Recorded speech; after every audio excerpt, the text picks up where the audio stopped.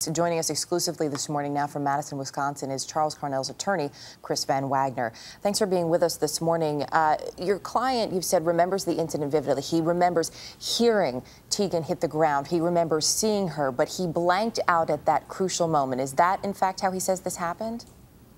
That is how he says it happened. He had one of those momentary space outs. That's human nature. We have it while we're driving, while we're talking, while we're sitting there. I mean, it's awful. It's terrible. Well, we don't believe it's criminal. So you see just one of these human moments. Do you see any difference then between, say, spacing out at your desk at work and spacing out when you're operating a ride where you have someone's life in your hands?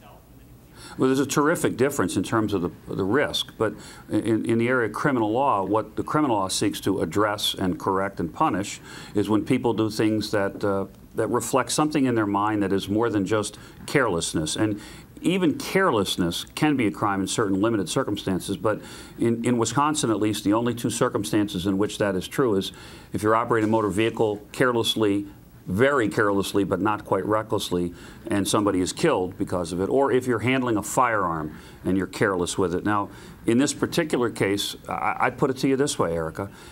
In order for the state to convict anybody in this circumstance, they have to show not that he had one of those moments where he said, oh my God, what'd I do? But rather, I don't really give a darn what happens next. And there's a big difference there. And that's because he is charged with one count here. It's first-degree recklessness.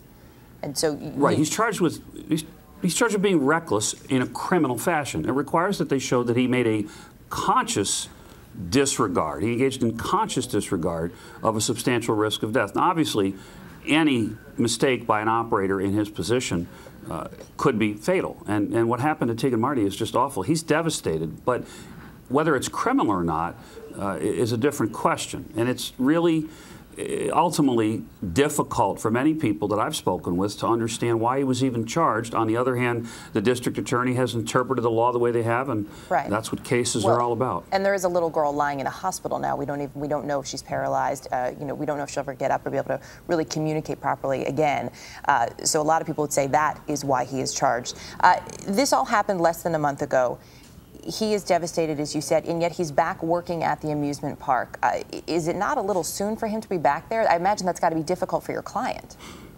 Well, first you got to understand, the Dells is it's a place where there's a 10-week work season. You go from 2 weeks before the 4th of July until Labor Day. And the people from the Dells are hard-working, blue-collar people, and they put in 20-hour days for 10 weeks. He is an all-purpose guy there. He's been there all his life, since he was 16, and there's work to be done. He is an honorable man. He feels terrible, but when he came back to work, it was because he owed that obligation to his boss, and he continues to honor it. But he's devastated. He thinks about this every day. It's breaking his heart. It really is. It is a terrible, tragic story. Chris Van Wagner, thanks for being with us this morning. Thank you, Erica, for having me. Have a good day.